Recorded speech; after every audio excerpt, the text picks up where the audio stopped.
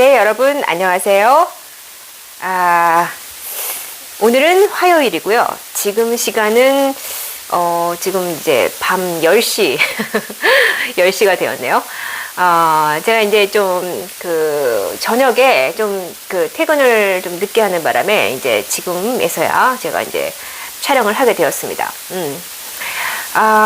그런데 제가 이제 그동안 뉴스 브리핑을 이제 일주일에 2번 정도만 촬영을 했었는데, 아무래도 뉴스 브리핑에 이게 이제 다양한 회사들, 기업들을 종합해서 전달을 해드리는 게 좀 이렇게 한 번 하다 보니까 이제 20분을 넘어가는 경우가 많아가지고 양도 상당하고요.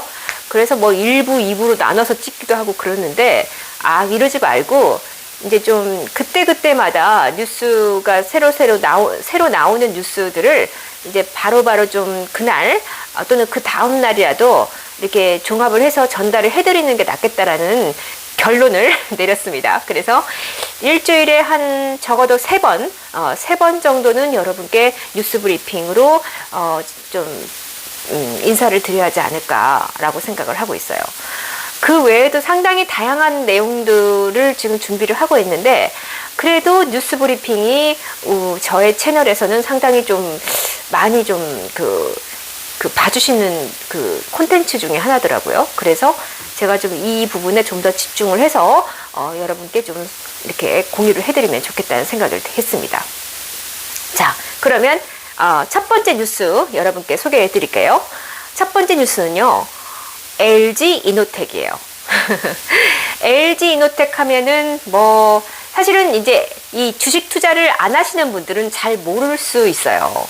저도 투자를 하면서 LG 이노텍이라는 회사를 주목한 적이 있는데, 보통 이제 일반인들은 LG전자, LG화학, 이제 LG생활건강 이 정도만 알고 있지, LG 이노텍 이런 이제 소재 부품단에 있는 회사는 잘 모를 수 있습니다. 그런데 사실은 LG 이노텍이야말로 정말 알짜배기 회사죠. 왜냐, 애플의 카메라 모듈을 공급하는 업체잖아요. 그러니까 수출로 먹고 사는 우리나라에서 이 LG 이노텍이 매년 거둬들이는 그런 수익을 창출하는 어떤 규모가 상당히 큰 걸로 알고 있습니다. 그러니까 매출 규모나 영업이익이 매년 성장하고 있는, 특히 스마트폰의 그런 산업이 이제 성장을 하면서 LG 이노텍이 어떤 애플이나 삼성 등의 또는 어떤 스마트폰에 계속 카메라 모듈을 이게 이제 공급을 함으로써 이 시장에 거의 강자로 군림하고 있죠. 그런데 이 LG 이노텍이 ESG 경영에서도 앞서가고 있다고 합니다. 특히 구미에 소재한 LG 이노텍의 사업장, 구미 사업장이라고 하는데요. 거기서는요, 버려지는 폐기물이 아예 없대요. 그러니까 폐기물 제로. 구미 사업장에서는 폐기물 매립하는 게 아예 없어서 그거를 ZWTL이라는 그러한 인증을 국제 글로벌 자원순환 인증 단체로부터 받았다는 거예요. 특히 그것도 최우수 등급인 플래티넘 등급을 받아서 지금 우리나라로서는 최초 국내 최초로 받은 인증이라고 합니다. 이게 등급이요, 플래티넘 등급이 있고, 그 다음에 골드 등급이 있고, 그 다음에 이제 실버 등급이 있는데, 그러니까 폐기물을 자원으로 재활용하는 비율이 100%일 경우에는 플래티넘, 그 다음에 95%부터 99%인 경우에는 골드, 그 다음에 이제 90%에서 94%까지는 실버 등급을 부여한다고 해요. 그런데 이번에 이제 LG 이노텍의 구미 사업장에서 받은 거는 심지어 플래티넘. 정말 가장 최고 등급을 받았죠. 정말 구미 사업장이 올린 쾌거죠. 이 사업장에서는 연간 재활용, 폐기물 재활용량이 22,000톤에 이를 정도래요. 그거는 연간 소나무 있잖아요. 소나무를 15만 그루를 심는 효과라고 합니다. 그리고 약 97만 톤의 온실가스를 감소시키는 그러한 효과도 가져온다고 합니다. 그래서 이렇게 LG 이노텍이 폐기물 매립 제로라는 목표를 향해서 이렇게 폐기되는 유리 또는 이 폐기되는 합성 수지 또는 뭐 시멘트나 또는 뭐 플라스틱 원료 등을 모두 다 재활용을 했다는 거예요. 정말 믿어지지 않습니다. 100% 재활용. 정말 저는 이런 사업장이 있는 것도 처음 알았고 어떻게 이게 가능할까? 진짜 대단한 것 같아요. 이제 LG 이노텍은 구미가 이미 100% 재활용, 폐기물의 재활용을 달성했기 때문에 이러한 성과에 바탕해서 광주, 평택 등 전국에 있는 사업장을 대상으로 폐기물 매립 제로를 인증을 확대할 예정이라고 합니다. 이야, 진짜 대단한 것 같아요. LG 이노텍이요, 이렇게 ESG, 특히 이제 폐기물 재활용에서만 앞선 게 아니에요. 지금 모든 사업장에 신재생 에너지를 다 도입해서 그 사업장에 돌아가는 에너지원으로 삼고 있고요. 고효율을 낼 수 있는 생산 설비를 확대해서 이런 온실가스 배출을 줄이는 방향으로 지금 연간 11%씩 줄여나가고 있다고 합니다. 대단한 것 같아요. 심지어 이렇게 ESG 경영에서도 좋은 성과가 나오고 있는데 제가 오늘 뉴스를 보니까 이 LG 이노텍이 지금 이제 애플이 스마트폰 아이폰 13을 출시를 하고자 하는데 지금 공급망에 차질이 생겨서 이 지금 카메라 모듈 생산에 대한 주문이 더 많이 들어왔대요. 그래서 LG 이노텍이 지금 그 카메라 모듈의 생산을 기존보다 지금 뭐 더 공급 물량을 더 늘려야 할 상황이라고 합니다. 그래서 그 카메라 모듈 생산 시설을 확대를 해서 빨리 이제 속도를 내서 애플의 그 공급 물량을 맞추려고 지금 하고 있다고 해요. 그러면 뭐가 늘까요? 매출이 늘겠죠. 그러니까 지금 이 애플 아이폰 13의 출시에 맞춰서 카메라 모듈에 관련된 그런 조달에 어려움을 겪고 있기 때문에 이제 LG 이노텍의 더 많은 공급의 주문이, 그러니까 공급 물량이 훨씬 더 많이 이제 간 거죠. 저희가 보기에는 4분기 매출이 상당히 좀 좋게 나오지 않을까라고 예측해 볼 수 있겠습니다. 네. 자, 두 번째 뉴스는요. 한솔재지와 노르페인트, 이 둘 다 상장 기업입니다. 제지업계의 최고인 한솔재지와 이 페인트 업계에서 또 알짜배기 회사인 노르페인트가 만나서 ESG 경영을 하기로 손을 잡았습니다. 자, 이 내용을 좀 구체적으로 보면요. 이 노르페인트가 친환경 페인트를 개발하기 위해서 한솔재지와 손을 잡은 거예요. 이 두 회사가 ESG 경영 강화를 위한 친환경 페인트 개발을 위한 협약을 맺었는데, 특히 페인트에 적용 가능한 이 친환경 첨가제를 개발하고 생산하는데 좀 협력을 하자라는 그러한 내용이에요. 근데 이제 한솔재지에서 2018년도부터 꾸준히 개발해 온 것 중에 하나가 그 나무 펄프로부터 추출한 그 셀룰로스 성분을 나노 수준에서 이제 셀룰로스를 이렇게 추출할 수 있는 그러한 듀라클이라는 소재를 개발했다고 합니다. 그 펄프에서 유래한 이 나노 셀룰로스는요, 나무의 주 성분인 셀룰로스를 약 10억 분의 1로, 그러니까 10억 분의 1이라는 크기는 어느 정도일까요? 미세먼지? 그런 크기로 이 나노화한 그러한 물질로서 이제 이 페인트에 이 물질을 넣었을 경우, 그러니까 페인트를 생산할 때 이 나노셀룰로스를 첨가를 했을 경우에는 보통 페인트를 생산할 때는 석유화학 제품을 좀 이 첨가제로 썼다는 거예요. 그런데 그거를 쓰지 않고 이 나노셀룰로스를 첨가하게 되면은 이 페인트의 친환경성을 훨씬 높일 수 있다고 합니다. 그런데 이 친환경성만 높일 수 있는 게 아니라 그 페인트의 끈적끈적함, 그 점도 있죠. 점도도 이렇게 크게 향상시킬 수 있고, 또 이렇게 균일한 분사가 이렇게 쫙 가능해지는 그 스프레이 작업성도 크게 향상되고, 또 이 표면에, 그러니까 이 시멘트를 발랐을 때 그 표면 강도 있죠? 이 강도도 훨씬 더 개선된다고 합니다. 그래서 페인트 사용자들의 이 작업 성과도 크게 향상시킬 수 있고, 그 효율성의 측면에서도 훨씬 더 좋은 재질이 나올 수 있다. 그래서 환경적인 측면에서도 좋지만 이 어떤 작업성 또는 효율성의 측면에서도 둘 다 골고루 만족을 시킬 수 있는 그러한 아주 우수한 페인트 소재를 이제 한번 개발해보자 라고 한 거죠.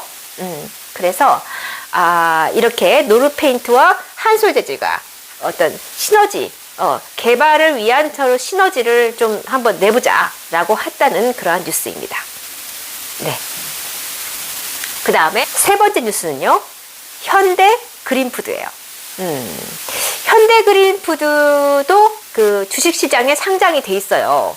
그런데 이제 아무래도 이제 현대백화점이나 뭐 현대그룹 일가가 더 많이 알려져 있어서 이제 식품업계에서 이제 현대 그린푸드라는 그러한 그 존재감이 아주 크지는 않은데, 사실은 현대 그린푸드도 상당히 좀 그 규모가 있는 그러한 이 현대 그린푸드가 이 글로벌 표준 인증 전문 기관인 한국품질재단으로부터 환경 경영 시스템 인증을 획득했다고 합니다.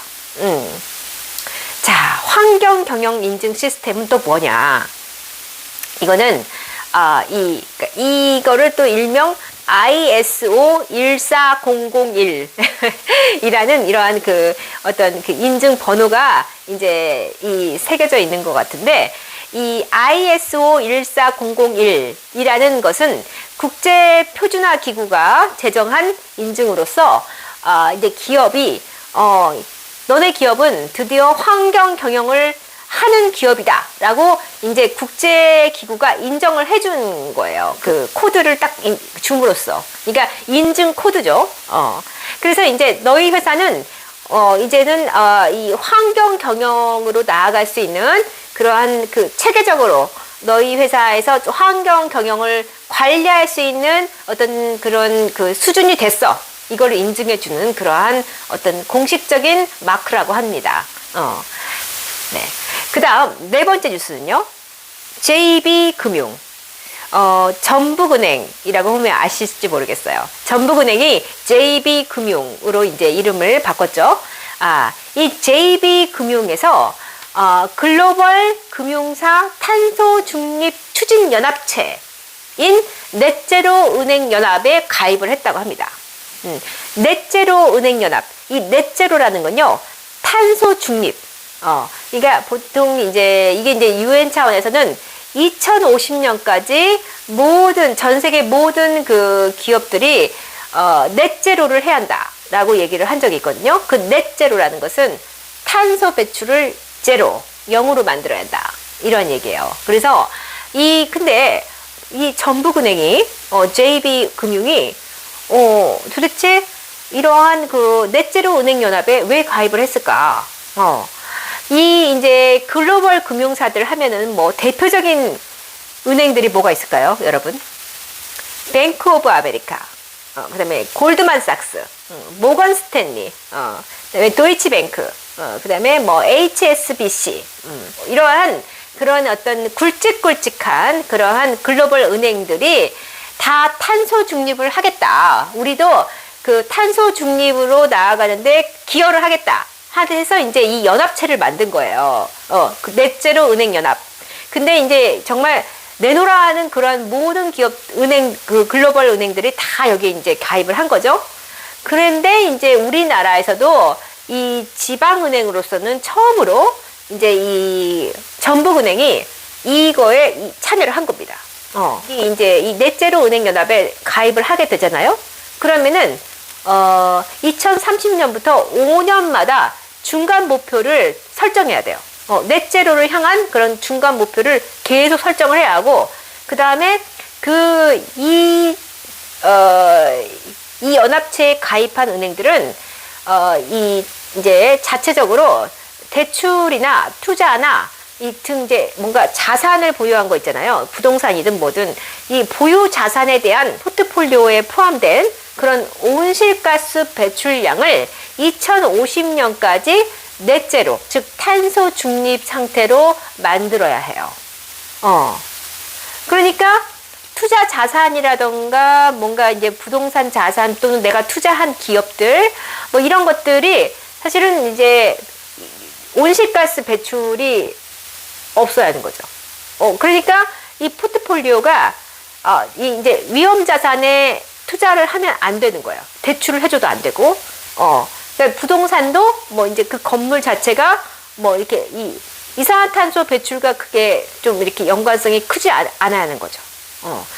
그런 방향으로 이제 이 금융사를 또 넷제로, 즉 탄소 중립으로 나아가는 그러한 거대한 그러한 그 어떤 흐름, 이제 여기 이제 이렇게 기여를 하겠다는 겁니다. 근데 이제 우리나라의 JB금융이 이런 그 단체에, 이런 연합체에 이렇게 가입을 해서 이제 탄소 중립으로 나아가는 예, 그런 달성을 위해서 온실가스 배출을 하기 위한 노력을 체계적으로 수립해서 한번 해보겠다라고 한 거죠. 자, 그 다음에 5번째 뉴스는요, 중기중앙회, 그러니까 중소기업 중앙회에서 지금 뭐 너도 나도 뭐 ESG 경영을 다 해야 한다고 하니까 이제 뭐 중소기업들 입장에서는 지금 발등에 떨어진 불이에요. 그러니까 이게 이 뭐라 하죠? 그러니까 ESG 경영을 해야 한다는데 어디서부터 어떻게 해야 할지 지금 전혀 준비가 안 돼 있거든요. 중소기업들 차원에서는. 그래서 중소기업 중앙회에서 이제 중소기업을 상대로 해서 맞춤형 ESG 경영 진단 컨설팅을 실시하겠다라고 뉴스가 나왔어요. 그러니까 이제 컨설팅을 해주겠다. 너희 너무 걱정하지 마. 이제 그 각 분야별로, 각 산업 분야별로, 각 섹터별로 이제 컨설팅의 경험과 전문성을 갖춘 그러한 이제 한국 생산성 본부와 지난번에 그 MOU를 맺었다는 뉴스를 제가 한번 전달해 드린 적이 있어요. 그래서 이 한국 생산성 본부에서 이제 그 중소기업을 상대로 맞춤형으로 이제 설계된 그 온라인 자가 진단.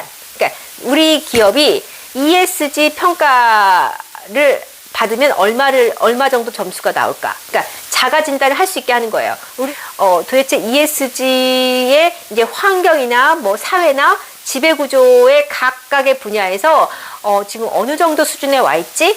이 부분을 이제 이 한국 생산성 본부에서 설계한 그 각각의 이제 산업별로 이 중소기업에 따라서 이제 맞춤형으로 설계된 이러한 자가 진단 이 프로그램을 이제 이 전문 컨설턴트의 방문을 통해서 이제 진행을 시킨다고 합니다.